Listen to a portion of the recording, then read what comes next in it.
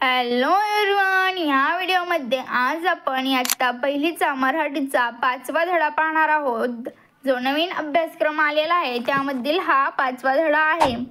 काय नाव आहे त्याचं? मला घरापर्यंत पोहोचव. आता आपल्याला हा एकदम छोटासा धडा आहे, छान धडा आहे. आता आपण पाहूया काय याच्यात. मार्गावरून बोट फिरव व गिरव. म्हणजे काय, आपल्याला काहीच करायचं नाहीये. पेन्सिल घ्यायची किंवा बोट घ्यायचं. आता ही मुंगी आहे. मुंगी ताई काय म्हणती, मला माझ्या वारुळापर्यंत पोहोचव. म्हणजे वारुळात मुंग्या राहतात ना, तर ती म्हणते मला फक्त असं नेऊन बसवते वारुळात. असं असं असं असं असं Wang Wang Wang Wang Wang Wang Wang Wang Wang Wang करून जायचं. आणि ती पोहोचली. मग ती काय करेन, तिच्या घरट्यात राहीन, वारुळामध्ये जाईन. समजलं? फक्त एवढंच करायचे. आता हा काय आहे?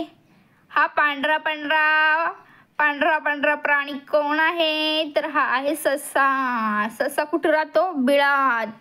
बिळात राहतो रानामध्ये. तर आता ससाला पोहोचायचं त्याच्या घरी.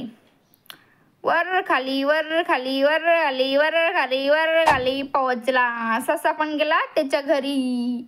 वँग वँग वँग वँग करीत तो पण गेला. ससा काय वँग वँग करीत जाईन का? तो टुंडुक टुंडुक उडी मारत गेला.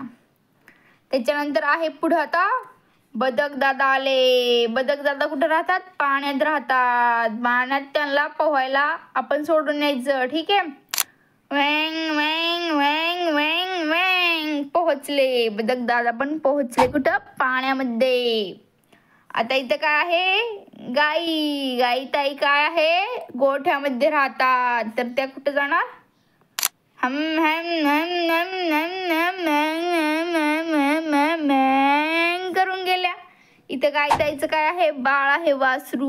मग त्याच्यापाशी त्या जातील आणि ते दोघ जण ह्या घोट्यामध्ये राहतील.